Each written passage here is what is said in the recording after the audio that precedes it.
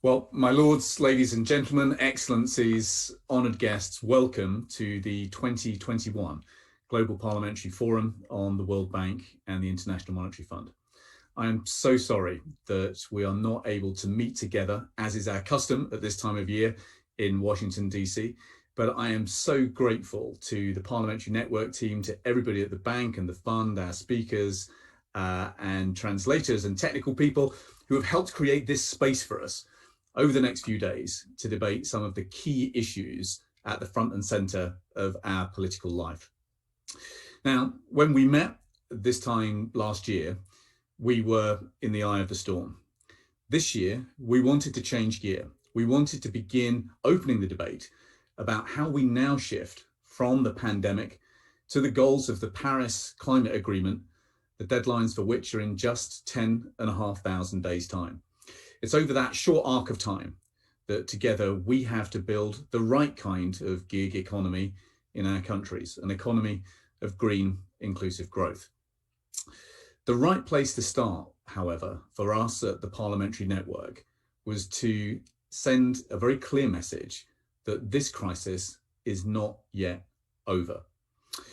COVID has now claimed the lives of almost 5 million of the people that we serve. I know I speak for all of us when I say those stories, those tragedies, those tales of love and loss will stay with us for the rest of our lives.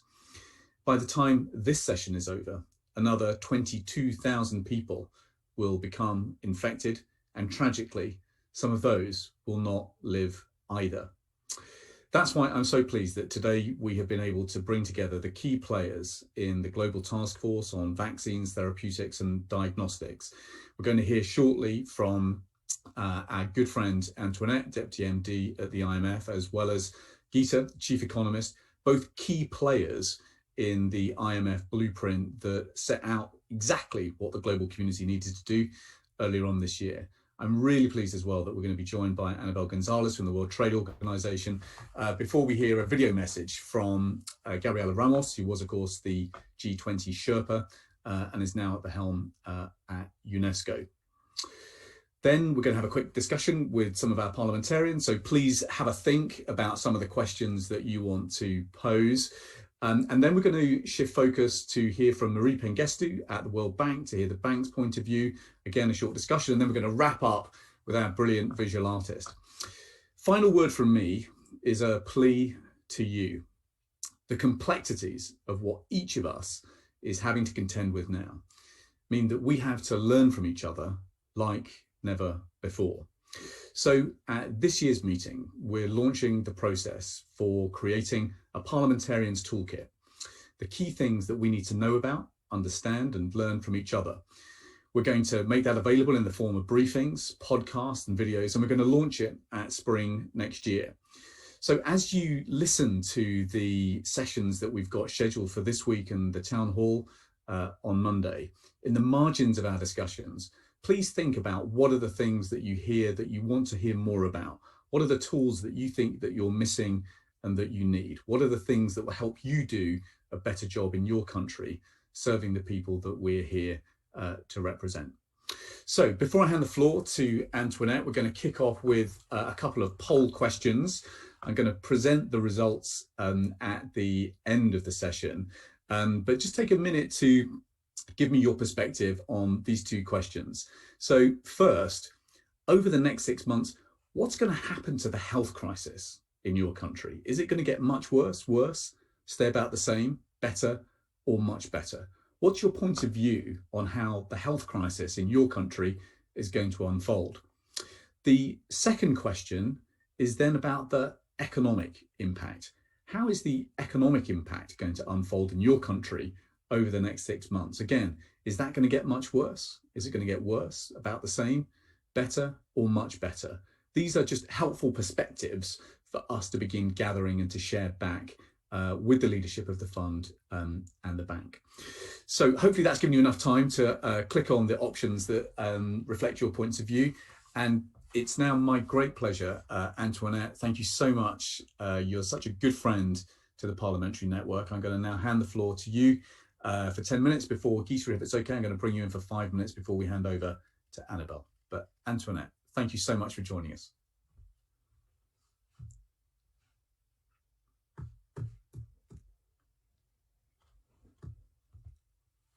I think we've got a sound issue.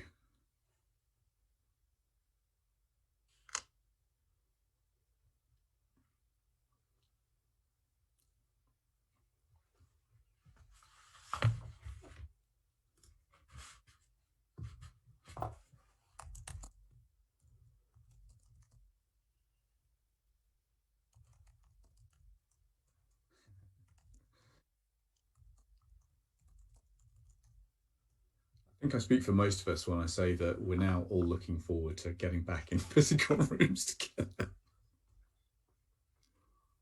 Okay. There we go. We can hear you now. Thank you.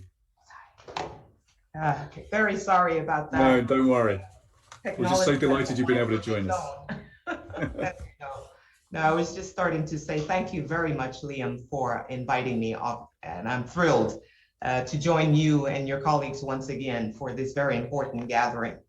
And a very good morning, good afternoon, good evening to everyone. We're kicking off our annual meetings at a time when some countries are well on their path to recovery, but others are still in the middle of the crisis. And as you heard from our managing director's curtain raiser speech yesterday, a big reason for this divergence is unequal access to vaccines. Close to 40% of the population in advanced economies is fully vaccinated.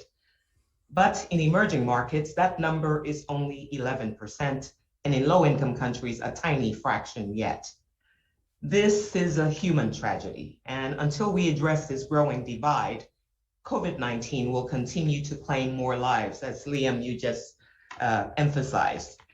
So I am glad that our conversation today is focused on how we can work together to reach our target of vaccinating at least 40% of the population in all countries by the end of this year, and at least 70% by the middle of next year. We need urgent global action on vaccines. IMF staff have outlined a $50 billion plan to do that, and you will hear from Geeta shortly on that effort.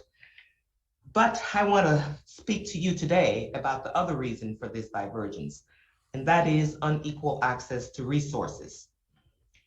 We continue to see, for instance, sizable fiscal support in advanced economies in 2021. In other economies, many of which entered the pandemic with very little fiscal firepower, most support measures in these countries expired in 2020.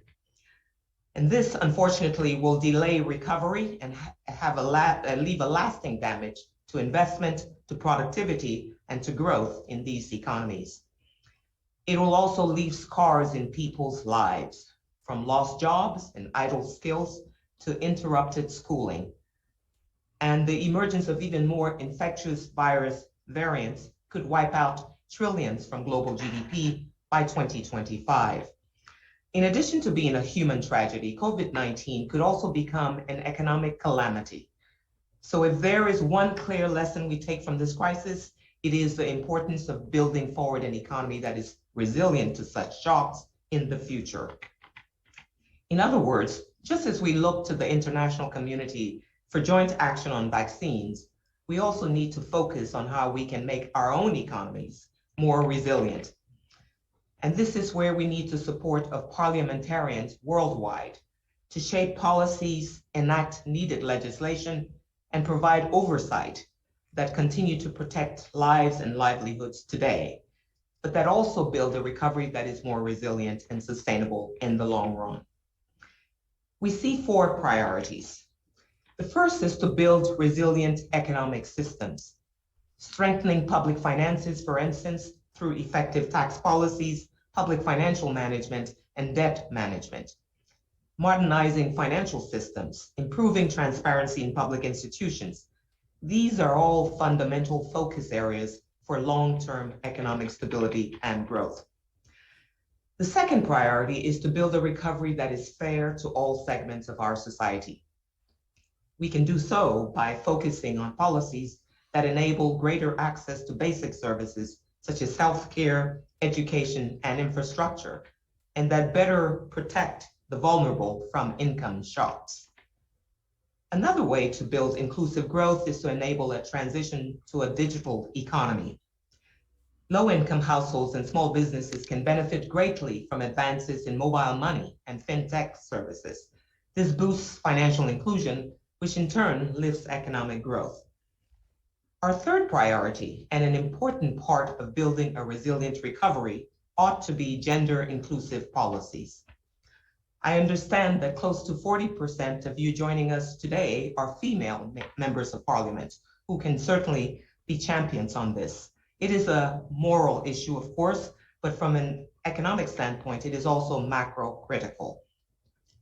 IMF studies show that closing the gender gap in countries with very low female labor force participation could increase GDP by an average of 35% in level terms. Policies that are good for women are also good for economic growth.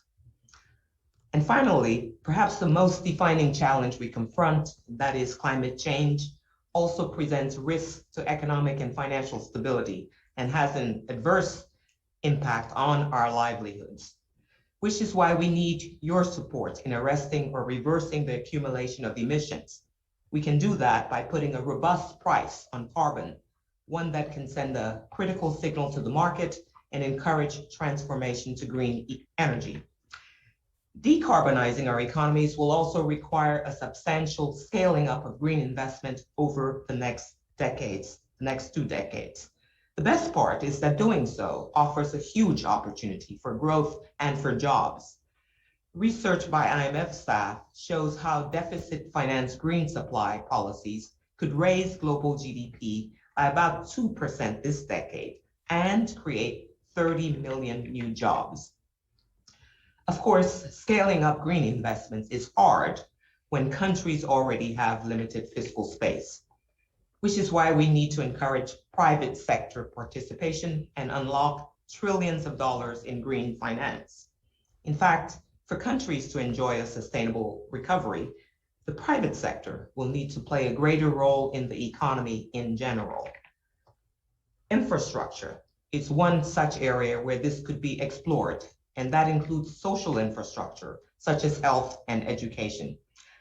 Research published by IMF staff shows that the private sector in sub-Saharan Africa, for instance, could bring additional annual financing equivalent to 3% of the region's GDP by the end of the decade. So these are the priorities we see before us to build forward a more resilient and sustainable economy. Of course, we also need to get through these trying times brought on by the crisis. And we are glad that the international community has come together through the IMF to support the developing world.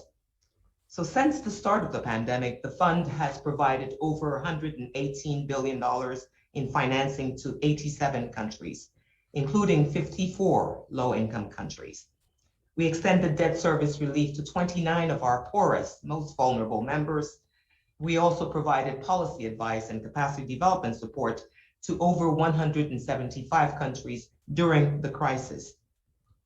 And in August, the fund made the largest allocation of special drawing rights, or SDRs, in its history, about $650 billion, injecting additional liquidity to the global economic system.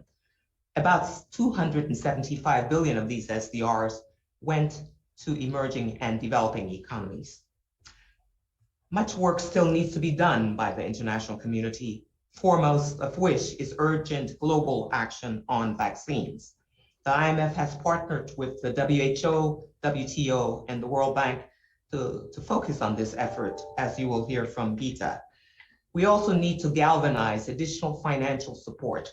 Here, the fund is looking to further magnify the impact of SDRs by calling on countries with strong external positions to voluntarily channel their SDRs to those in need. We need such collective action to get through this crisis. But we also need to get the active support of parliamentarians to build the foundation of a high growth economy, one that is resilient to shocks and is inclusive and sustainable. Your actions to accelerate this transformation are imperative to building a better 21st century economy. Very much look forward to your support and to our continued partnership. Thank you very much. Antoinette, thank you so much. And thank you for helping us move that focus from the pandemic to what needs to happen next. And in particular, for gripping the kind of pragmatism that we're going to need to think about new investments in infrastructure for the future, while at the same time contending with debt levels that are already at a record high. Now, I'm delighted we can now hand the floor to Geeta, the chief economist at the IMF. Geeta, I think I speak for lots of us on the call today when I say just a huge thank you for the intellectual thought leadership that the fund has provided on all sorts of topics, but in particular for the work that was done on the roadmap. I think we are some 20+ billion short of what global leaders still need to do to finance that roadmap. You might have new numbers in your presentation, but let me hand the floor to you and look forward to hearing what you have to say about how we exit this crisis and get into the next year. Thank you, Liam, and it was great to hear Antoinette lay out the many challenges that the world faces. I want to focus on the one we have on our background, which is that the health crisis is not over. And as Liam, as you mentioned, it's been catastrophic in terms of lives that we continue to lose, and it's also catastrophic in terms of economic losses. Under our baseline projections, we expect all of this to cost the global economy $17 trillion over 2020 to 2024. But then, because this is not over, if it turns out that we are having to live with COVID on a very prolonged basis and it's highly disruptive to economic activity, then that could shave off an additional $5.3 trillion from global GDP. So the costs are piling up, and it is absolutely urgent to address what we've been calling the great vaccine divide, which again, Antoinette also highlighted. We are in a situation where we have many effective vaccines, but we aren't able to meet the equity challenge even remotely. So that needs to be addressed, and I'm going to use my couple of minutes to make those points. I think first and foremost, we have to try and meet the targets of getting at least 40% of the population in all countries vaccinated by the end of this year, and at least 70% by the mid next year. Now, there are about 3 months left for the end of this year. So the question is, are we setting ourselves for an impossible challenge? I want to make the point that it is feasible and it's doable. If we can have one big push, then we can actually make this happen. What would that mean? That would require, first and foremost, that countries who made those donation pledges deliver on those pledges.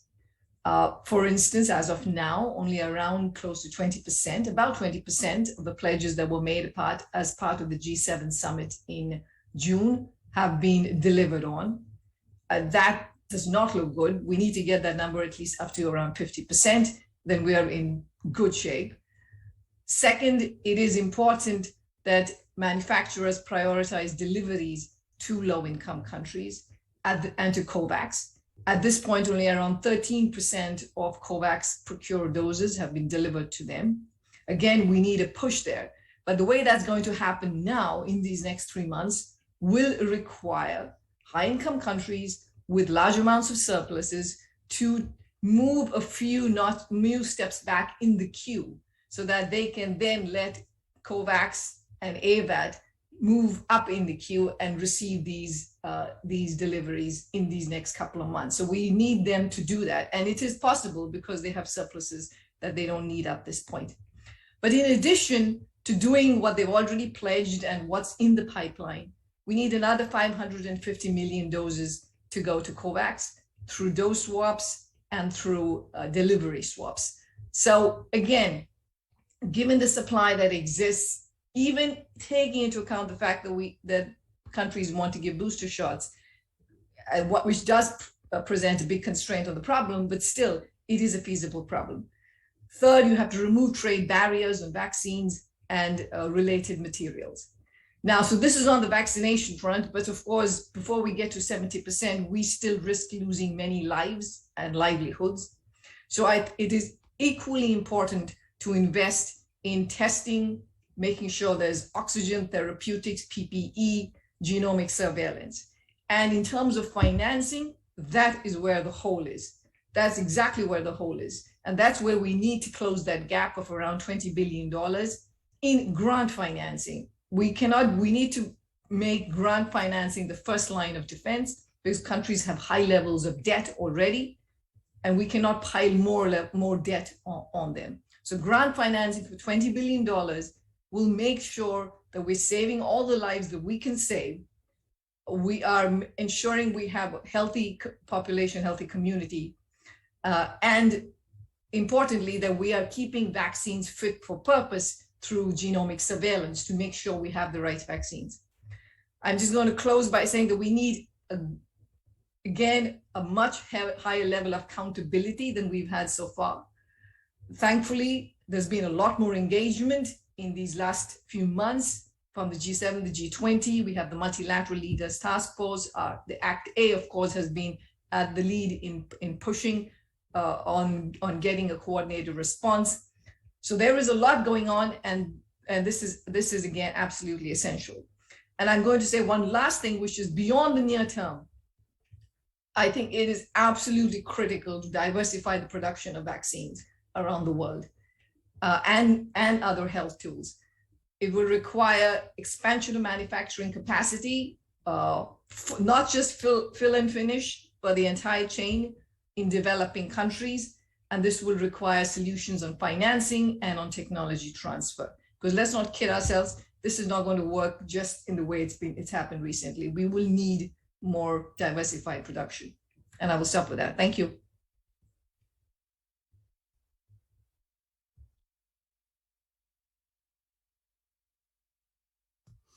Sorry, Geeta, thank you so much for that. And thank you for just telling it as it is. Because the scale of the challenge that has still got to be conquered is enormous. So there'll be many people listening to that who will be as kind of horrified as I am at just how much distance we've still got to travel. So please begin thinking about questions, which we're going to come on to in about 10 or 15 minutes. Now, Annabelle Gonzalez, hopefully you're there. Thank you so much indeed for joining us. As a parliamentary network, we are super keen to strengthen our links with multilaterals beyond the IMF and the World Bank to make sure that we give our parliamentarians as rich a perspective on things that they need to know about. So we're absolutely delighted that you're joining us. Thank you for the work that you're doing on the task force. Let me hand the floor to you for your 5 minutes.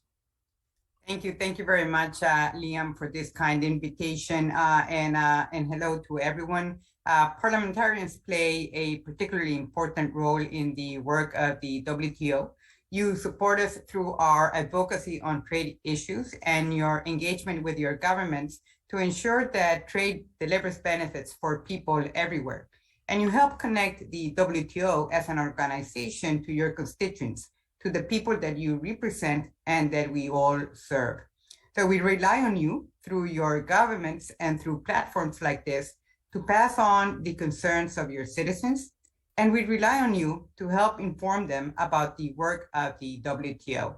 So this is a very important link, and it helps to ensure inclusivity in the global trading system so that our work is relevant to today's major global challenges. And this, of course, includes the COVID-19 pandemic. In that spirit, I would like to talk about how the WTO is working to support you and your countries to respond to the pandemic and its aftershocks. We have heard it from Antoinette and from Geeta. The COVID-19 pandemic continues to put significant stress on global trade and the global economy. But I have to say that trade has been surprisingly resilient during the pandemic. Despite the dominant headlines about empty supermarket shelves, evergreens misfortunes in the Suez Canal, or Texan deep freezes, merchandise trade was down 5.3% in 2020 due to a spectacular recovery in the third and fourth quarter of that year. And the recovery is expected to persist. The updated WTO trade forecast for 2021 released just yesterday foresees a 10.8% increase in merchandise trade, fueled by a strong rebound in many parts of the world. But this strong rebound tells only part of the story. It becomes increasingly clear that at the global level, we see a K-shaped economic recovery. Countries' economic prospects are bifurcating in line with their access to vaccines and their fiscal and monetary capacity to provide economic relief and stimulus. Many developing countries are in a weaker position regarding access to vaccines and the financial capacity to adopt stimulus measures. As a result, we have seen extreme poverty rising after decades of decline, and we have seen economies growing at a different pace. Again, with data from the fund indicating that advanced countries will grow 5.6% this year compared to only 3.9% for low-income developing countries. And WTO projections show a similar trend in the area of trade, with Asia, North America, and Europe on track for stronger trade growth than Africa and Latin America. So the multilateral community needs to step forward to tackle these shortcomings. And here, I would like to advocate, as Gita was saying, that a rapid, equitable vaccine rollout is really a prerequisite for inclusive economic growth and continued progress towards achievement of the objectives of the Sustainable Development Agenda. The unequal distribution of vaccines is one reason why trade policy is health policy, why trade policy is development policy, and why trade policy is fiscal policy. Without achieving higher vaccination coverage in underserved regions, the pandemic will not end in advanced economies, the recovery will remain subdued, and the need for fiscal stabilization will persist. So the WTO, along with our partners, WHO, the IMF, and the World Bank Group, has been working with vaccine manufacturers to enhance production, including new investments in emerging markets and developing countries, and ensuring equitable access to vaccines for all. And we have identified several key issues from our perspective. First, we need to free up vaccine supply chains by lowering export restrictions and facilitating trade.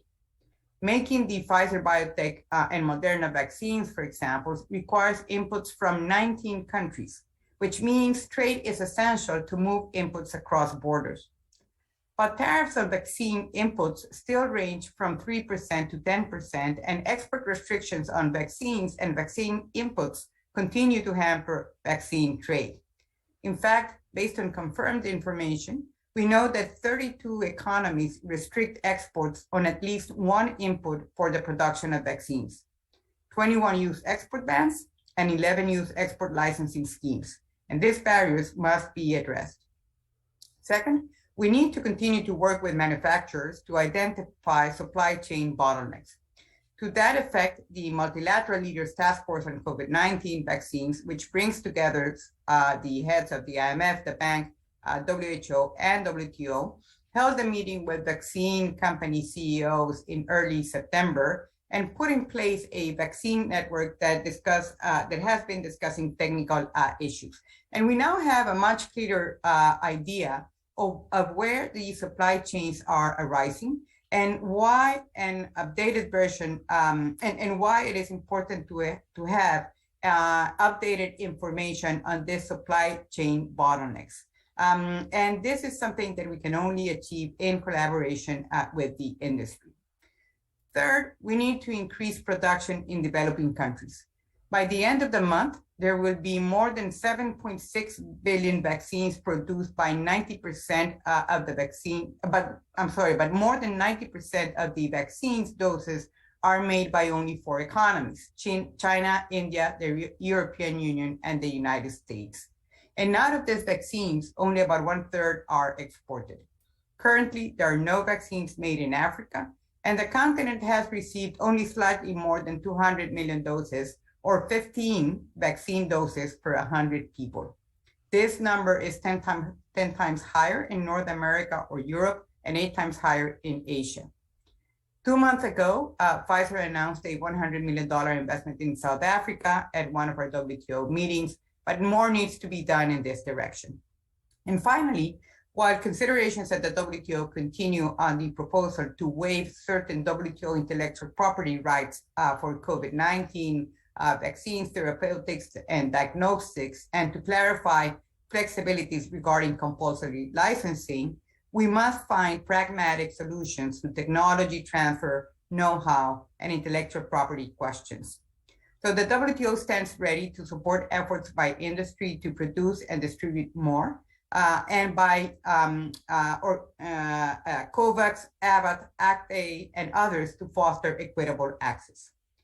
At the WTO's 12th Ministerial Conference later this fall, our members have the unique opportunity to adopt the necessary tools to ensure that in health crisis, key products will move freely around the world.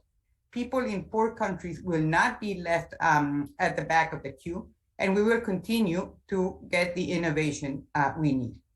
Your support will be critically important to ensure that the WTO can be even more of a force multiplier for your own efforts to bring about equity in vaccine production and distribution, and to foster an inclusive recovery from the crisis. Thank you, Liam. Annabelle, thank you so much. And thank you for just setting out with some real clarity there, the key things that parliamentarians need to focus on. A few of those things I'm going to come back to in the questions. If you do have questions, please pop them in the Q&A. You'll see the little button at the bottom of your screen. And then our final keynote before we open the floor to some of our parliamentary colleagues is from Gabriela Ramos, who some of you will know was at the OECD, where she was the G20 Sherpa and is now at UNESCO. And Gabriela has shared with us a little video message to help get the ball rolling.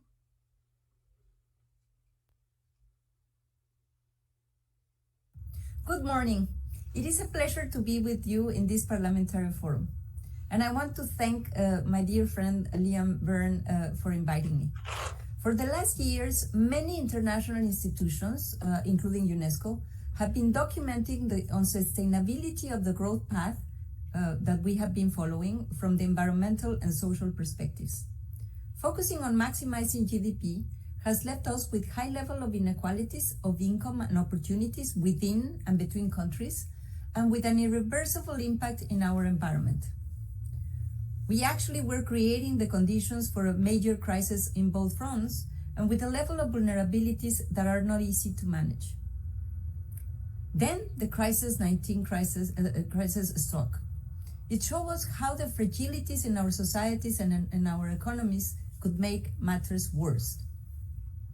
It is already a cliché to say that the impact of this major catastrophe has been uneven, and that it has hit harder those that are less protected. Those without health coverage, those without formal jobs, those without the financial leverage. Indeed, the crisis had been devastating for those that were already at the bottom of the income distribution and from low-income countries. They have been affected also by the lack of global solidarity and the hoarding of vaccines. At UNESCO, we have called for vaccines to be treated as a global public good, but it has not been the case. And I can say that this has extended the life of the crisis. The COVID crisis also brings the right questions to the forum on whether we are well prepared to withstand global shocks. And we know this is not the case, and particularly related to the climate change crisis. If we were called to think out of the box, now is the right time to do so. It's the time to look at this kind of economic paradigms that led us so badly prepared.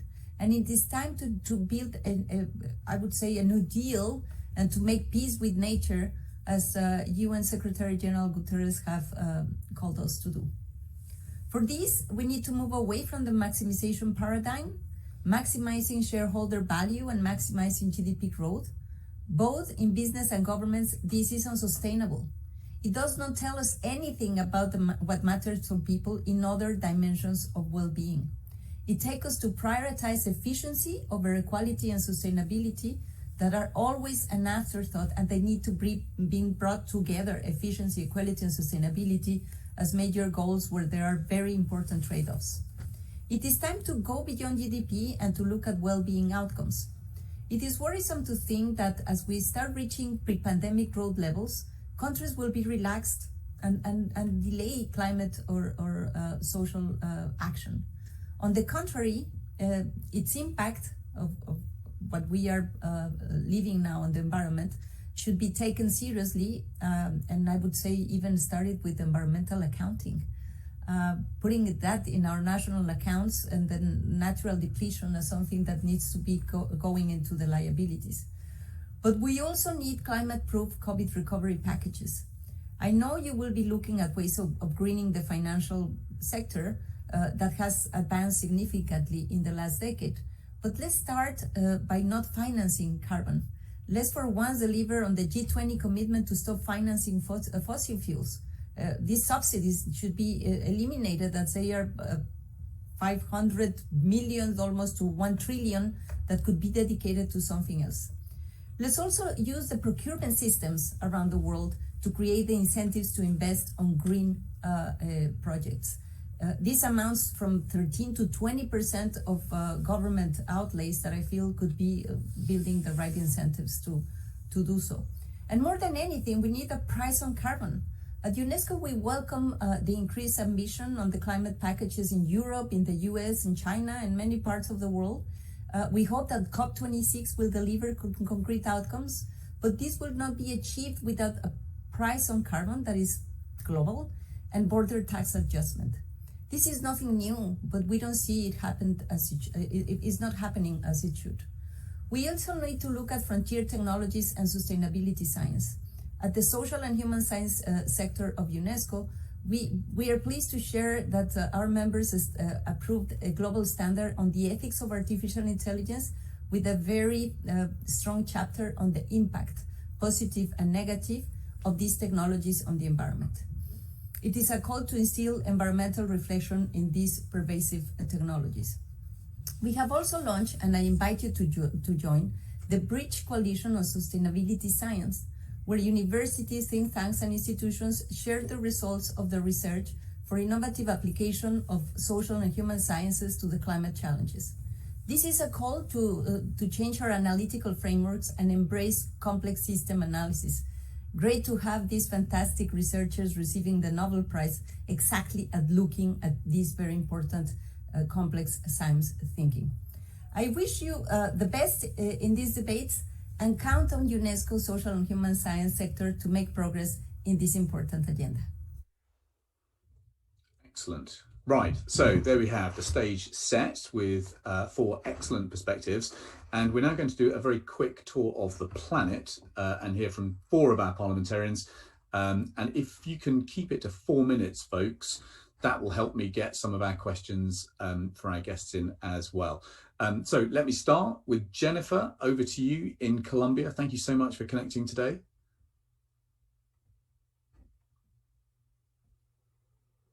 No, Jennifer's got a problem tuning in. So Ricardo. Yeah, I'm here. Yeah. Jennifer, hi. Thank you so much for joining us. I know you're multitasking this morning. Buenos días a todos. Les habla Jennifer Arias. Soy la presidenta de la Cámara de Representantes de Colombia. I'm the president of the Chamber of Representatives in Colombia, and I apologize because I'm just coming back from a trip celebrating the bicentennial of the Constitution of Colombia. The Constitution of Colombia is a republic, and we're traveling so that we can be with the president and with the government in this very important event that we're holding today. However, for me, it is very important to participate in this meeting, and I'm extremely grateful for the invitation. I do believe that this work, solitary work between nations, will enable us to better deal with this crisis, this horrible crisis that we see as a result of COVID. We in Colombia have obviously had to face this, like all the other countries, with some differences. We've dealt with quite adverse social situations. COVID became a challenge for Colombia. When we began with this whole issue of COVID, we had to shut down the country for 3-4 months continuously. because the capacity of the health system was not sufficient. And in that understanding, going out to look for the support that was necessary to have the necessary conditions in the health system to open up the economy was difficult. But it also showed that solidarity amongst the nations and solidarity between peoples that might have differences in all the other aspects. But when life is at stake, what we're able to understand was that it was very important to turn that reality, which allowed us to grow, to be able to grow in everything that has to do with the capacities of the health system, the capacities in the care provided to our population, even rural and remote populations that are spread throughout the country, and our country is quite vast. So we believe that the process, the COVID process, has been a learning for all nations. Our economy is practically open, fully open. We are following a vaccination process that has been quite successful, and it's been successful because of the solidarity shown by other nations that has enabled us to have access to vaccines. It has enabled us to deliver these vaccines that maybe they were not using in their nations, and for us it was important to receive these vaccines. Colombia has a population of 50,800,000 people. And we already have one first dose that have been applied in 41 million people, which is significant progress in the immunization and vaccination process. And the economy in the country is growing. We've seen increases of 17% of the economy, and we hope to continue growing towards the end of this year. It's been quite significant to see the work done together between the nation, the municipalities, and the mayors, and the various departments in the country to be able to move forward with these vaccination processes. Without that joint work, solidary work, and also well-coordinated work, without thinking about ideological or political differences, has enabled us to move forward. And from Congress and the Republic, which cannot be left aside, a huge effort was made in order to have recently approved a social investment law. And what it seeks is to deal with the social crisis, to address the social crisis, to move forward in dealing with the difficulties that are faced by those that were impacted by the drop in employment, obviously, and also by the crisis that was brought by the pandemic amongst the social aids that we've established in Congress, obviously with the national government. There's several programs amongst these, a basic emergency network that is for citizens that are facing difficulties, those citizens that have problems in receiving a monthly income, so that in a way they can deal with these difficulties. Besides that, we have the payment of salaries and payroll in private companies, and that has enabled us to maintain 5 million jobs that have been kept. It's very important. It's a huge effort made by the nation, but we were able to deal with the crisis. And to conclude, because I don't want to take any longer, when we work in solidarity and together between national governments, local governments, Congress, and obviously by appealing to the solidarity of all countries in the world, we can come out of this crisis. No one was expecting this crisis. There was no one ready to deal with this. And leaving this as a proposal, we have to review the issue of mental health. And I leave this with you. Mental health is greatly affected as a result of the pandemic. Uncertainty, job losses, economic losses, and above all in our young people. Our young people are used to a different style of life where there's so many restrictions as those that we've had. It is very important that we review this and that we guide the mental health process of the inhabitants in our respective nations.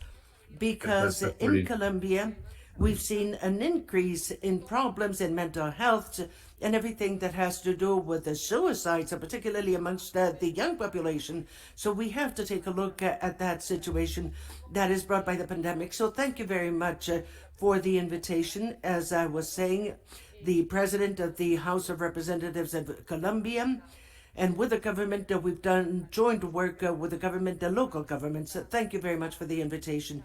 And I will continue to be connected, hearing these important statements that we have today. So special greetings to all. Jennifer, thank you so much. And thank you, as the father of 3 Gen Z children, I think you're absolutely right to bring that issue up. And as a politician who still does focus groups, it's been fascinating to actually see in focus groups voters talk about mental health for the first time that I've seen in my political career. Right, we're going to go to Portugal now. Ricardo, my good friend, very busy couple of weeks launching some international organizations around the issue of health. Let me hand the floor to you, Ricardo, without further ado. Thank you, Liam, and hello to everyone. It's great to see you all. And I reinforce Liam's words by saying that I wish we were all together. I'm sure we will be sooner than later.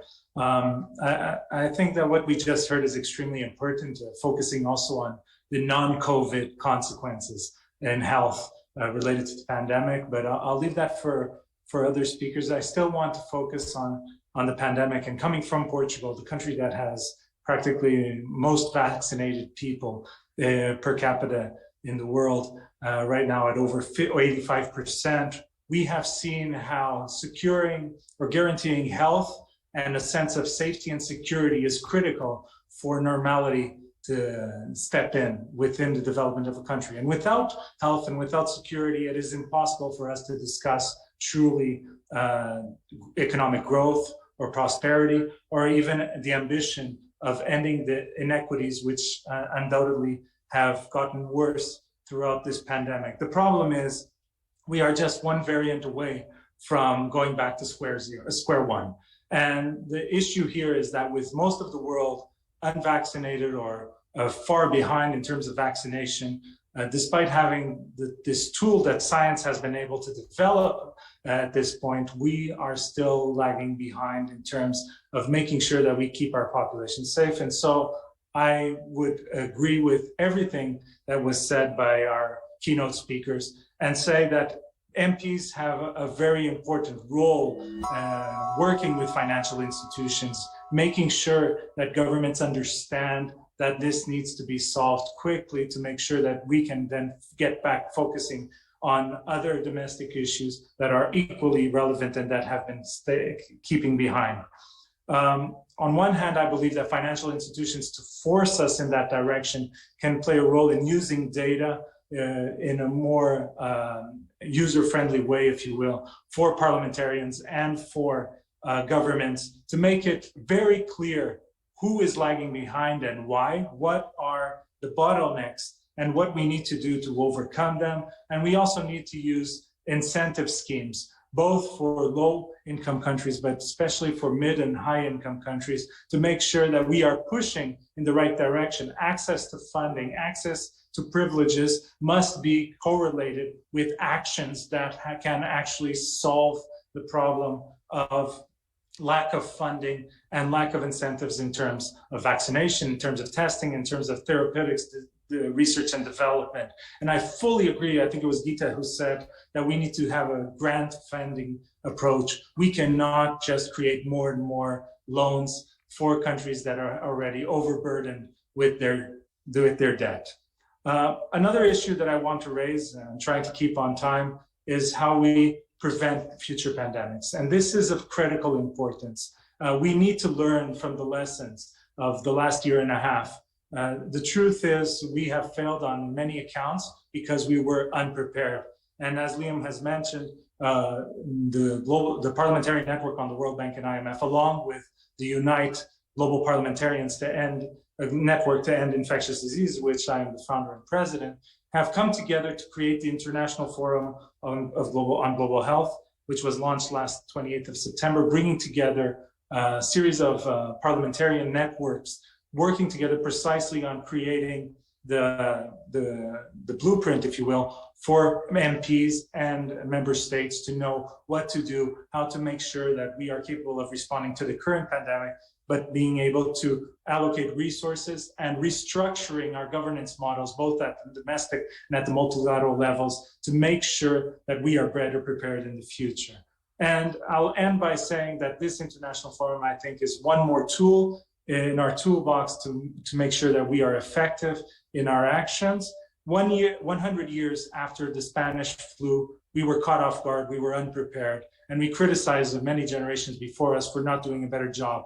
We need to make sure as MPs, as representatives of the people, that 100 years from now in the future, people don't look back at us and see that we failed in the same way. Thank you. Brilliant, brilliant, brilliant as ever. And some of those messages that Ricardo has so eloquently articulated there are messages that you will hear time and time again from the network over the months to come. Now to Lebanon with Fadi. Good to see you again. Same here. Thank you, Liam. I just want to try to be as brief as possible because Lebanon has a bit of a different case when it comes to governance and economic turmoil. Good morning, good afternoon. Let me start by thanking the Parliamentary Network on the World Bank and IMF for giving me the opportunity to share the experience of the Lebanese Parliament in its attempt to mitigate through the COVID-19 pandemic, which severely impacted the lives of its citizens, in addition to the Palestinian and Syrian refugees. We have a big number. With the unfortunate fact that the health emergency is not over, various actions have been taken to ease the impact of the pandemic on health, social, and economic levels. Firstly, what I'd like to start by reviewing some COVID-19 country stats, followed by a brief overview of the specific legislations aimed at ensuring early vaccination access and the launch of the National Vaccination Committee. Secondly, I will share a quick review on some of the proposed social safety net bills, plus other emergency relief bills aimed at supporting citizens with their day-to-day lives. Finally, I will outline my personal view and recommendations to the World Bank, IMF, and other reputable institutions on ways and realistic means to jumpstart the economy. Going back to my first point, COVID-19 current stats are valid positive indicators and a reflection of proper and timely legislative intervention. Year-to-date cumulative COVID infections reached about 627,000 in Lebanon. Unfortunately, 8,400 people lost their lives. Lebanese Parliament moved proactively and passed the vaccine bill back in February, opening the country for receiving and distributing adequate jabs from Pfizer and AstraZeneca, plus few others from Russia and China by the private sector. Funding was partly secured by the government, while a major chunk was secured through the World Bank and COVAX. The private sector was granted logistical and legal loopholes to import the vaccine as well, and that helped a lot. The National Vaccine Committee, which acted as the executive body, handled the logistics of having the jabs accessible through the country.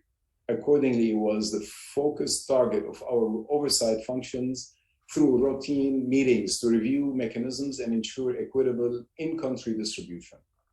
Currently, total number of people registered on the vaccine platform, which is called here in Lebanon Impact, amounts to 2.7 million, almost 50% from the eligible population. The number of people with first vaccine shots amounted to 1.7 million, almost 32% from the eligible population, while 1.4 million or 26% got their second shot. The plan is to vaccinate 150,000 citizens per month. Currently, we do almost 100,000 with a target of increasing it up to 150. We have the access to the vaccine. While numbers are in check and vaccine availability fairly adequate, the health sector is in mess due to the weakened state of the government and its lack of economic and monetary planning. Healthcare sustainability is at stake, and urgent intervention by the international community is strongly recommended. This industry is facing lower operating capacities, migration of medical and paramedical staff, and lack of liquidity. Having covered the health sector successes, failures, and constraints, I'd like to focus on specific social safety net legislations, plus very briefly, though. Very briefly. Aimed at dealing with poverty risks, which went up to 82% in Lebanon. It went from 43% to 82% within 2 years. The Lebanese Parliament moved ahead and passed few legislations, some of them funded by the World Bank, close to 246 million to aid 147,000 families. Other miscellaneous bills that the Parliament went along with was extending deadlines and assisting in tuition payments for students to make sure that they don't lose much. In summary, what I'd like to see is continued engagement from the World Bank, IMF, IFC, and much more. And I'd like to wrap it up by saying that pressure should be, or focus should be maintained on the private sector. It was initially brought up, and I think this is the only way if we want to move forward, rebuild the economy, a resilient, inclusive recovery. We need to give the private sector a fairly good chance. And in Lebanon, we have a very good, strong private sector. It needs assistance, and hopefully we can get this message across to the concerned parties that joined us today. And thank you so much. Yeah, Fadi, thank you so much. I think just one of the virtues of the case study, your country that you unpack there, is just how difficult it is, how much complexity there still is, and how much ground we've still got to cover. This point about the private sector as well, super important, and we're going to return to that in our session on Friday. Now, Kwaku, I'm really pleased that you've been able to join us from Ghana today. Let me hand the floor to you for your 4 or 5 minutes, and then I'm going to summarize very rapidly many of the questions that we've had on the chat for our keynotes. But Kwaku, over to you, sir. Thank you very much, Liam, and to our earlier speakers and panelists. I'll make 2 quick points.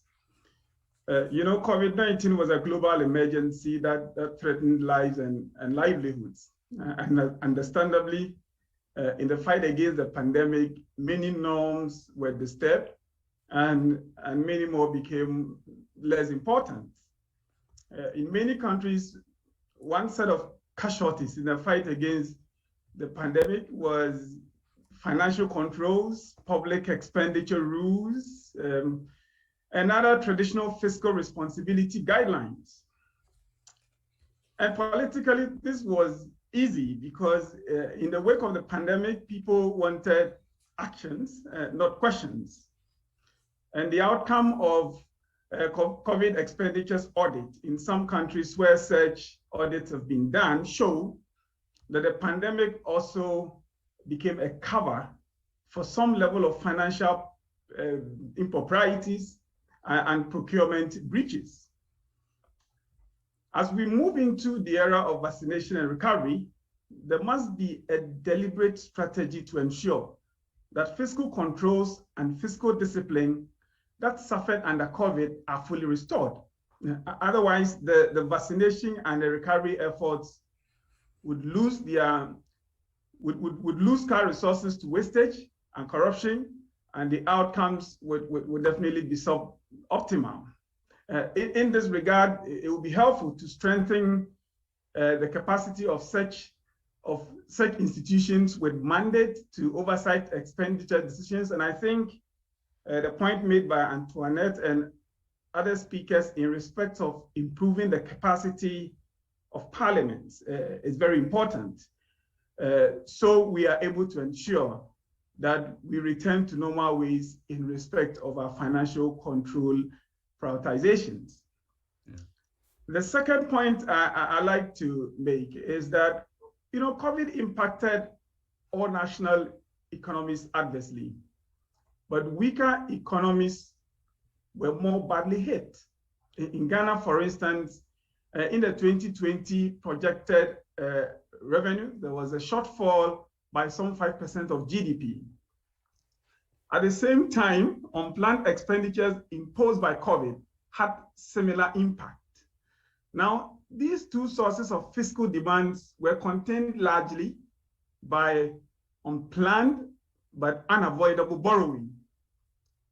This has meant that if Ghana would want to protect livelihoods, we must, in the medium term, pursue a path of sharp fiscal consolidation to avert severe macroeconomic instability that would worsen poverty and worsen the case for inclusive economic growth. But ironically, many countries, Ghana included, whilst under obligation to pursue fiscal consolidation, must also provide relief and stimulus for livelihoods, for businesses, and for economic activities that had been so badly hit by the pandemic. This is definitely necessary for the recovery process. But the question we probably should be asking is, where would the resources for the stimulus and recovery come from at a time countries are under pressure to pursue a path of fiscal consolidation? honestly, I don't know. And I speak as a former deputy minister for finance in Ghana. I don't know. And the risks are that the fiscal consolidation efforts and the recovery process could both suffer because of half-hearted commitment to both in the absence of fiscal space. These are extraordinary times for weaker economies. And as the point has been made already, I think the salvation must come largely from external support. And I think our multilateral and bilateral development partners must avert their minds to this reality and provide the appropriate responses. Thank you very much. I know there isn't. Excellent. No, brilliant. I was nodding a lot as a former finance minister myself. I was nodding along, in particular at your last point. And I was just thinking, actually, listening to you, that the debate about build back better does need to include building back better governance systems that take on entrenched problems of corruption more effectively. Thank you, Geeta and Annabelle, for staying with us just a few more minutes. I'm going to basically summarize the questions that we've got into 5, and please just pick up whichever ones you feel appropriate to answer. I'm going to start with the question that Kwaku left us with, actually, which is that many of us are now having to confront how on earth we do fiscal consolidation while at the same time exiting the crisis and investing in the medium term. There are going to need to be tax rises. How do we do that in a way that doesn't strangle economic growth? And how do we then play into that the new calls for things like carbon taxing? How do we get tax policy right? That's question 1. There's a second question, Geeta, that you might want to pick up or answer in writing, which is about the economic impact in South Asia. There's then 2 more questions that I'd like to pick up. So one is about travel and trade. To what extent do we see them as connected? Do we need better international agreements on travel to help lubricate the wheels of trade? And then this may be one for a later session, but there's a question about vaccine hesitancy, which a lot of us are battling.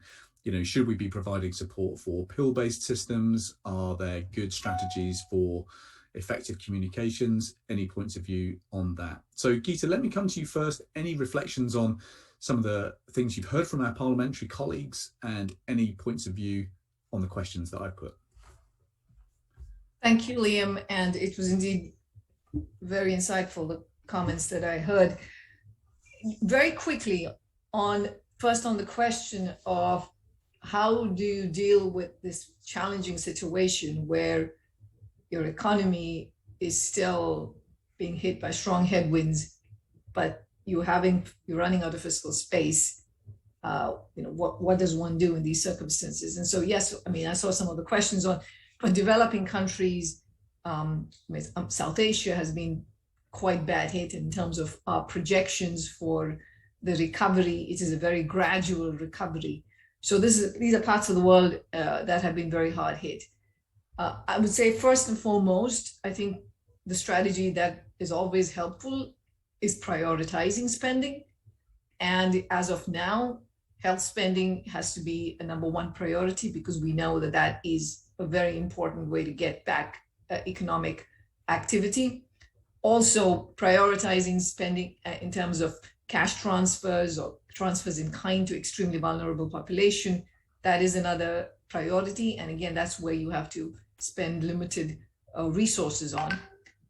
It's also important to be able to finance yourself through accessing markets, because this is not a time when you can raise taxes on people.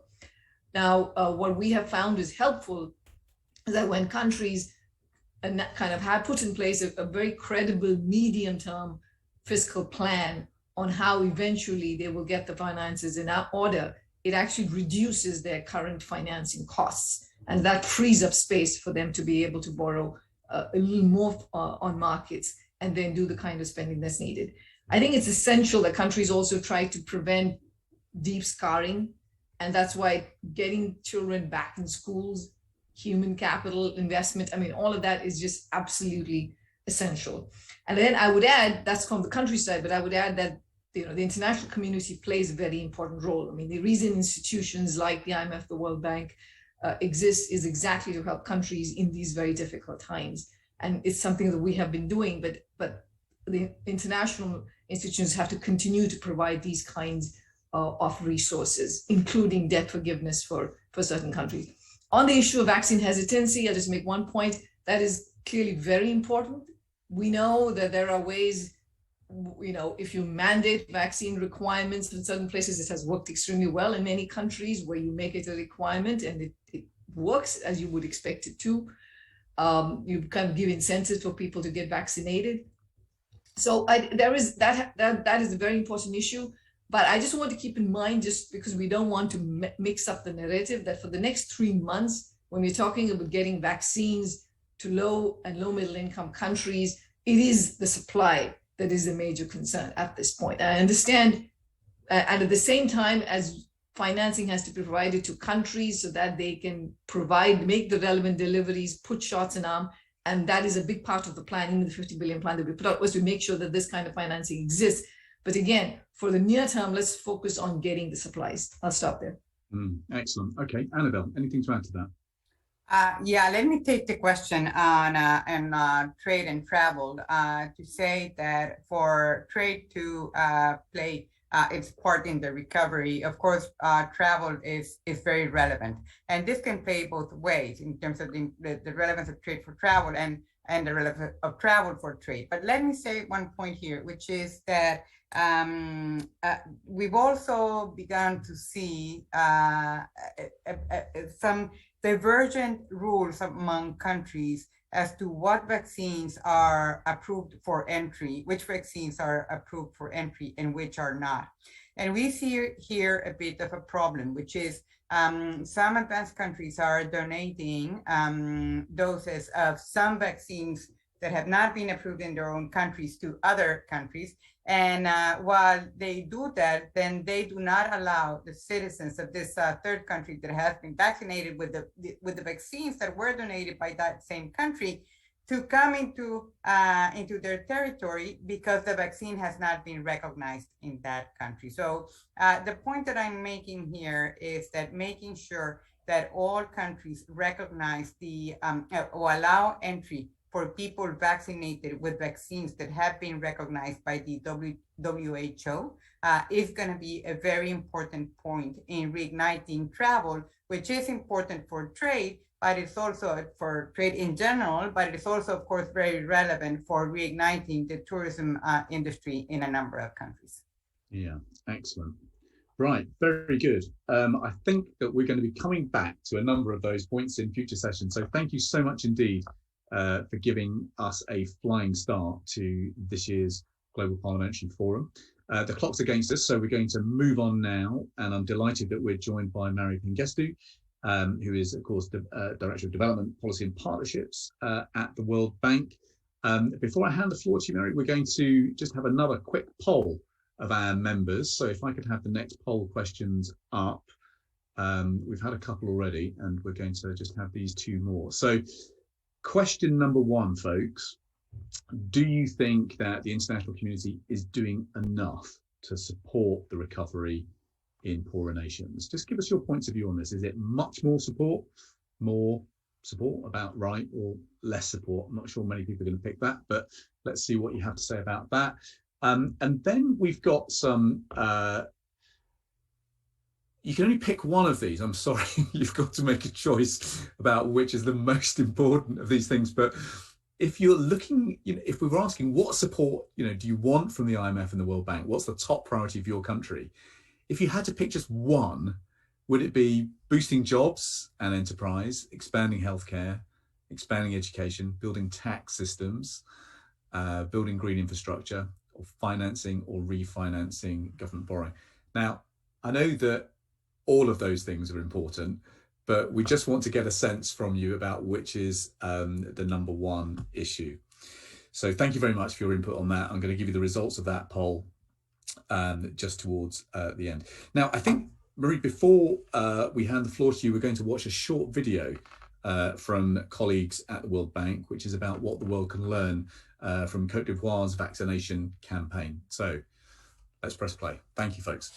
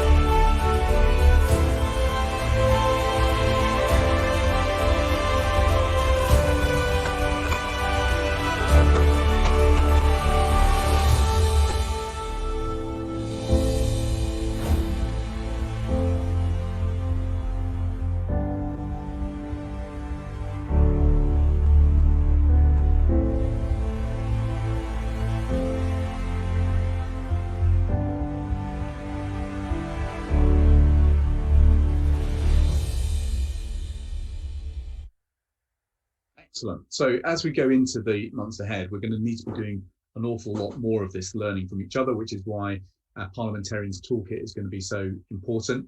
Again, love to hear your points of view on what are the things that you would like to see in that. But without further ado, Marie, I'm delighted to welcome you back. You're a great friend to the Parliamentary Network. Thank you so much for joining us today to help give our opening session of our Global Parliamentary Forum a flying start. Let me hand the floor to you, and then we're running slightly late, so I'm going to have constrained time for questions. But if you've got questions, please put them in the chat, the Q&A function at the bottom of your screens, and I'll do my best to summarize them and put them. But Marie, over to you. Thank you for joining us. Thank you, Liam. And of course, it's always a pleasure to join you again and with the parliamentary friends. And I really hope that we can meet physically next year because you are really our really vital partners, because we are addressing many development challenges together. You serve the people, and we also want to support the people that you are serving, especially those who need it the most. So I'd like to extend special thanks to the Parliamentary Network and to the IMF for co-organizing this annual forum. And it's very unfortunate that we are against having to say we are meeting at a critical time because the COVID-19 pandemic does continue to put the lives and livelihoods of the people that you represent in danger. And we all talk about the threat of the decade of development gains that will be lost coming ahead if we don't do more. And I saw the polling, the issues there that we need to address. It's about extreme poverty. It's about the poor and vulnerable being hit the worst, and also widening gender gaps, and the fact that COVID-19 is affecting every part of our lives, hitting SMEs and informal sector the hardest, and of course shrinking GDP and fueling a debt crisis. I heard a little bit about the answer from Gita just then. She mentioned that. And our most recent forecasts, I'm sure IMF's forecasts are similar. The reality is close to 2 years since the spread of the virus and almost a year since vaccines were approved. We are still living with the pandemic. And while there is global economic recovery, it's very, very divergent, with slower recovery in emerging market developing economies, especially the low-income countries and the fragile and conflict states, which, according to our most recent estimates, they will not reach pre-pandemic per capita incomes till 2024. So the divergence in recovery, as we know, is very much related to the unevenness in vaccination. So I think looking at how we can really have all sides of the cooperation be put in place to address this vaccine deployment to save millions of lives is really the most urgent priority. I'm sure the previous speakers also emphasize this. So how do we get COVID-19 vaccines into people's arms to end pandemic everywhere for everyone? I think that's probably in many discussions today, and what you will be discussing also. So I heard the end part of Gita's answer. It's about supply and demand. Obviously, on the supply side, we are urging countries who have excess vaccine supplies to release doses quickly to developing countries that have adequate distribution plans to put in place. So, it's one thing to push the supply side, but the developing countries have to be ready to be able to swiftly put in place vaccine procurement and distribution systems. And we are, the bank group with our partners such as UNICEF, we are working closely on the ground to help countries do that. Back to the supply side, I think governments, pharmaceutical companies, and organizations that are involved in vaccine procurement need to increase transparency around contracts, financing, and delivery. This has been a big issue because we don't know the gaps, because we don't know how many is being produced, procured, contracted, so that we don't know the gaps that are there, because then it leads you to the next point, which is if we knew the gaps, then we know where to push the scale up of production for manufacturers and increase the access for developing countries. The private sector arm of the World Bank Group, which is IFC, is supporting COVID-19 vaccine manufacturers in a number of countries, including manufacturing hubs for vaccines in South Africa, Senegal, and Rwanda. we are really committed to ensuring fair and equitable access, not just for vaccines, but also for tests, treatments, and therapeutics in your countries, so that we can alter the course of the pandemic and really rebuild livelihoods and economies. I think you all know that we have rapidly committed to last year at the beginning of the pandemic to $157 billion to fight health, economic, and social impacts of the pandemic. And this has helped 100 countries to strengthen pandemic preparedness, protect the poor and jobs, and jumpstart a climate-friendly recovery. And this year we are continuing, of course, that support. But on vaccines specifically, we have supported vaccine rollout in 57 countries and also done vaccine readiness assessments in 114 countries. And out of the vaccine rollout that we already undertook, half of them are in Africa, amounting to $4.7 billion. And we are making available $20 billion in financing for this purpose until the end of 2022. So financing is there. And we also teamed up recently with COVAX to develop a new financing mechanism to accelerate access to vaccines for developing countries. So, on all fronts on the financing side. And we are partnering with the Africa Union to support the Africa Vaccine Acquisition Trust, or AVAT, to help countries purchase and deploy vaccines for up to 400 million people. And vaccines through this partnership have already been shipped to Cote d'Ivoire, Ethiopia, Nigeria, Sudan, and Zambia. And you saw a video of Cote d'Ivoire just then. And I just wanted to mention that, in our vaccine readiness assessments that we've been doing with countries, it does come back that the biggest gaps are in the communication strategy in countries and training of medical workers. So on that communication strategy is the reason, especially in Africa, vaccine hesitancy is very high. So what we did in Cote d'Ivoire is an example of how we work with the government to really scale up their communications campaign. And you can see how that involves not just the government, but the religious communities and all the stakeholders. And of course, parliamentarians really play a big role in that. So I think that's really one of the big challenges we have ahead if we really want to get a vaccine in people's arms. And of course, I'm sure the previous speakers mentioned the partnership between IMF, WHO, WTO, and the World Bank on this multilateral leaders task force on COVID-19, really to boost access to vaccines, therapeutics, and diagnostics in a number of countries, especially in Africa, where the vaccination rates remain under 3%. I'm not sure they shared with you the goals, but we really want to vaccinate more people faster, with a goal of 40% in every country by the end of 2021, and at least 60% by the first half of 2022. And the points I made earlier are the policies and approaches that we must have in place.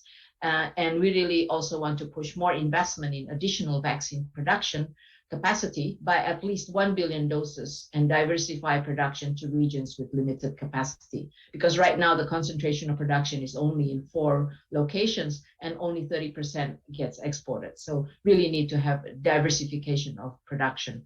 And really it boosts testing, tracing, oxygen supplies, therapeutic and public health measures while ramping up vaccine deployment. So we can't forget that it's a parallel process. You've got to have the vaccine in people's arms, but at the same time, you've got to make sure that the protocols are there, the testings are done.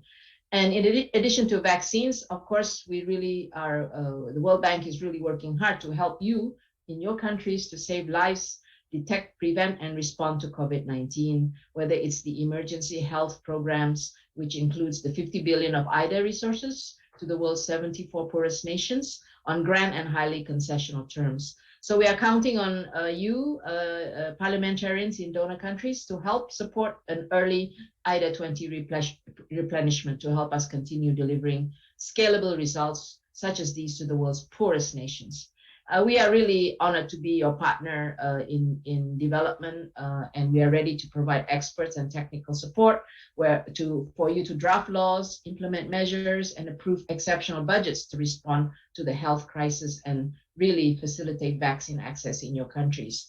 And beyond the immediate health emergency, of course, we want to work with you to deliver a green, resilient, and inclusive recovery and growth, a vision that we are calling the Green, Resilient, and Inclusive Development, or GRID. And I know you have coming up some sessions on that. And it is really about how can we make sure that we can address the longer term challenges of debt, climate change, and inequality.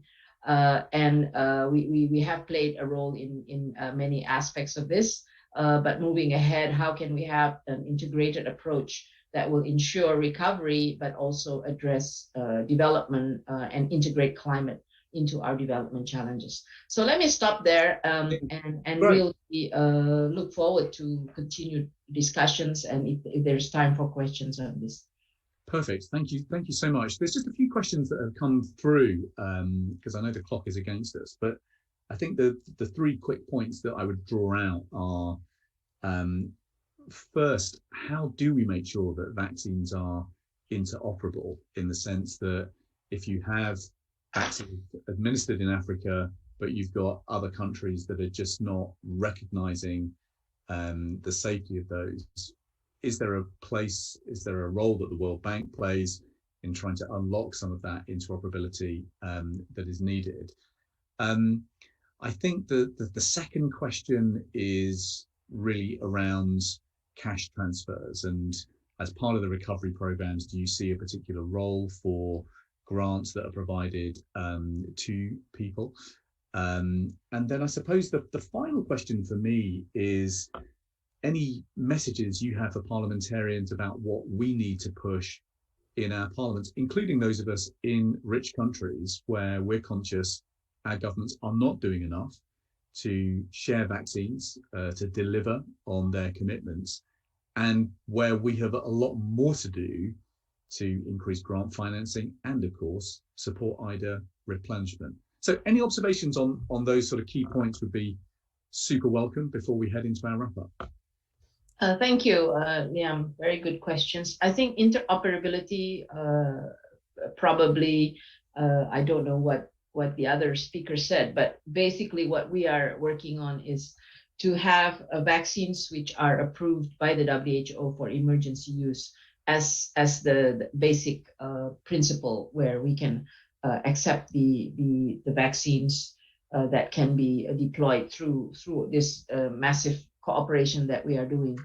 And to the extent that, we also struggle with this in the sense that we work to create infrastructure in countries that can deploy the vaccines, whether it's cold storage or not. And then we agreed that, okay, we will do that irrespective of the vaccines necessarily that are interoperable or not.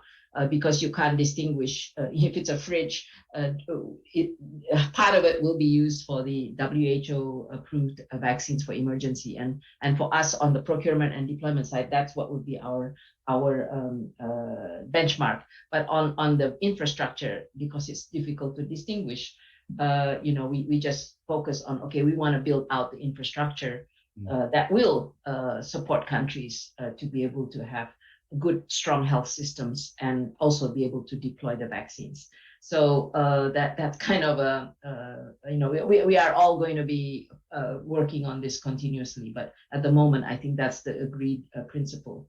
On cash transfers, I think we are learning a lot.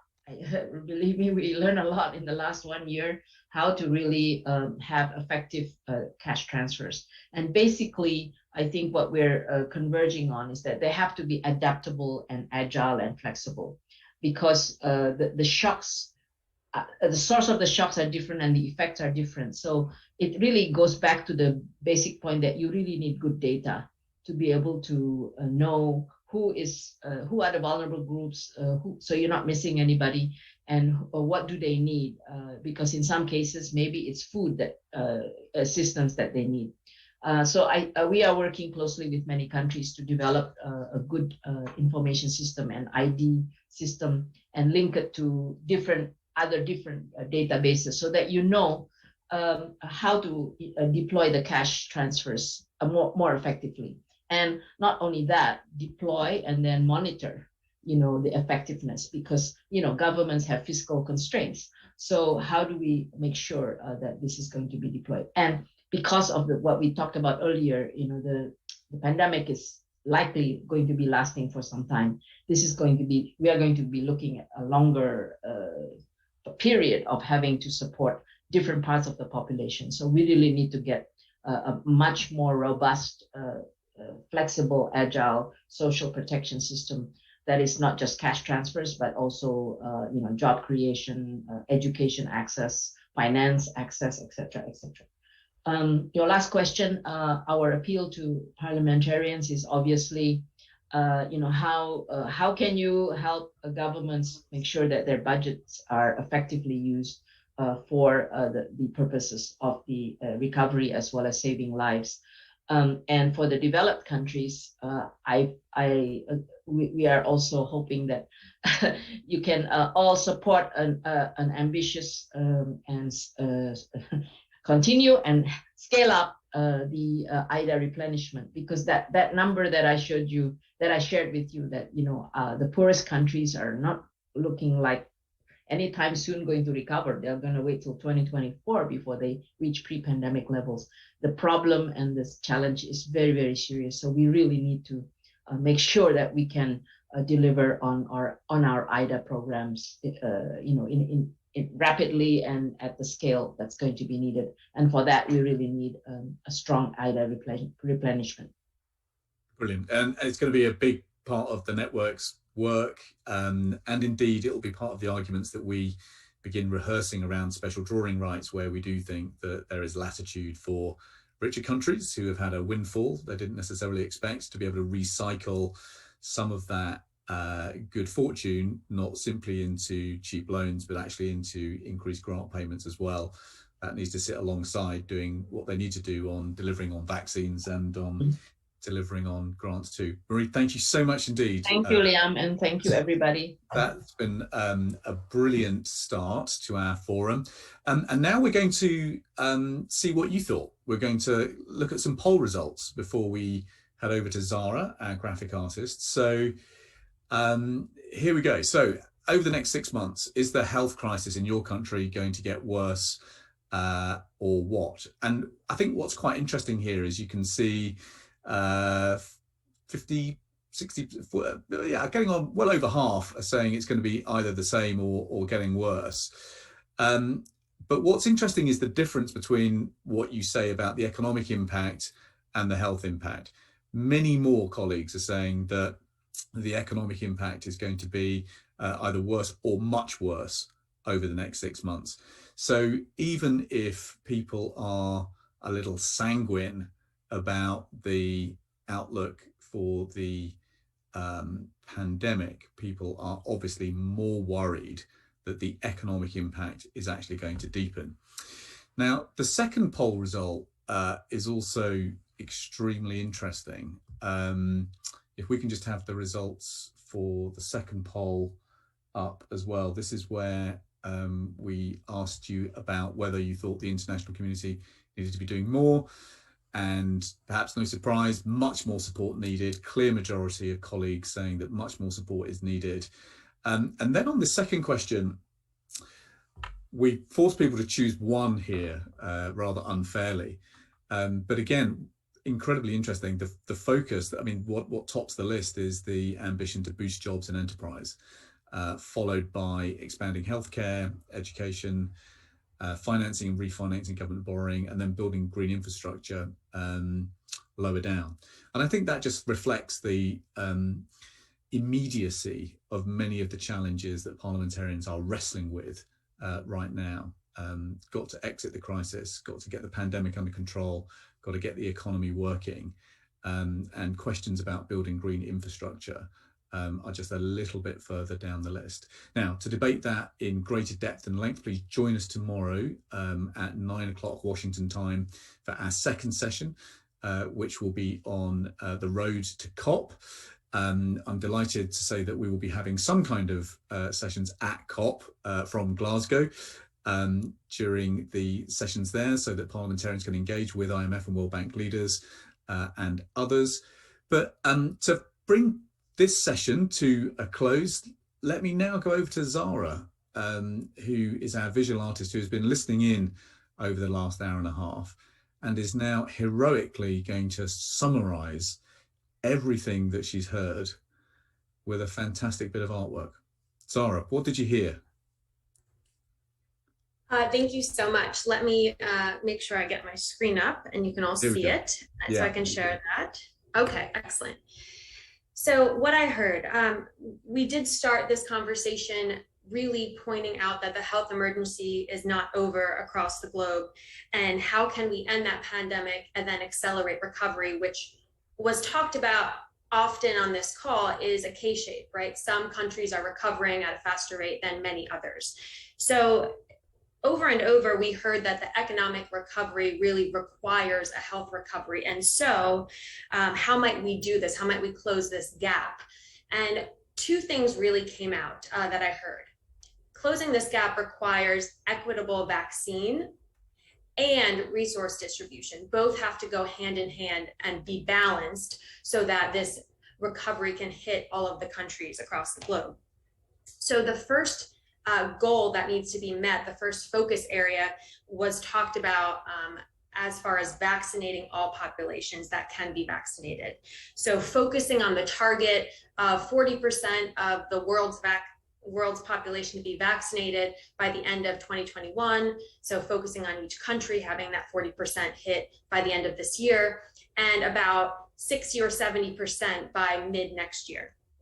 Now that looks very lofty, but we talked about it's going to really require one big push, especially for the end of this year to meet that deadline, and increased accountability specifically from higher income countries. But it's very doable. You know, we can do it. And some of the ways to focus on doing it, the how behind this, are around prioritizing doses to developing countries. So how can we get that supply that high income countries have right now and either deliver on the promises that they already have made to these countries that have not been met yet? And how can we get them to share surpluses that maybe have not been promised yet? Especially focus on sharing these before third shots go in folks' arms in some of these developing or higher income countries, so that developing countries can get their first doses across the board. So that was one big area around how do we get vaccines into the countries that don't have them yet. We also talked a bit about the resources and how do we get resources to either then help develop these vaccines, get them out, and or just recover in our countries. And the first section we talked about was really around removing barriers. So removing import and export barriers to entry. So that can mean lowering tariffs for the supplies needed for developing these vaccines and or delivering them across our countries. Which would then increase trade. So the actual materials that go into each of these vaccines, how many countries can actually kind of help to get those made? There's many. So how can we increase trade? And how can we identify and take out bottlenecks in that supply chain? Going hand in hand with that was a talk about closing this gap with funding. So how do we finance our way out of some of these challenges? And a couple different themes came up about the how to that, whether that be around creating vaccine incentives, prioritizing grant financing over, accumulating debt, having countries be very focused and prepared with distribution plans before that funding can come in, and of course, using data to track not only vaccination progress, but also some of the gaps so we know where financing can be of help. Across these two areas is really a focus on using the private sector, and we're going to talk about that later this week, but also the focus on diversifying where vaccines are manufactured. That kind of hits both in the import and export, as well as the funding to be able to do that so that vaccines can get on to the ground much quicker. All of this together, I thought one quote that was really interesting that kind of ties this together is around shifting our global mindset. Shifting our global mindset from a maximization mindset to a human outcome focused mindset. And that includes prioritizing the environment, the mental health of our constituents, and focusing on healthcare so that this type of challenge we're more resilient to face it in the future. So with that, Liam, I'll hand it back to you, and note that we will focus and get this material out to folks later this week. Thank you. Yeah, brilliant, Zara. Thank you so much. You've managed to summarize an incredibly complex discussion over 90 minutes into an absolutely fantastic representation. Thank you. That brings this session to a close. The last thing I need you to do is to log on to the survey that will be made available. We'd love to hear your feedback on this session. Any points of view on things you want to put into the Parliamentarians Toolkit, we'd love to know about that too. But thank you to everybody who's helped organise today. Thank you to Ghana and Philippe and the team at Parliamentary Network. Thank you to Malud and Sholto and all of the team at the technical side of it. Thank you to all of our brilliant translators. Thank you to all of our speakers, and thank you to you for joining us. The network is you. You are the network. Thank you for making today such a successful start to this year's annual meetings. Please join us again tomorrow at 9 o'clock Washington time. Our colleague Cedric will be chairing proceedings, and we're going to hear from Mark Carney, along with a lot of the climate expertise at the bank and the fund, as we zero in on this question, the road to COP. Thank you again for joining us today. Thank you to everybody who's made today such a success. See you tomorrow. Bye for now.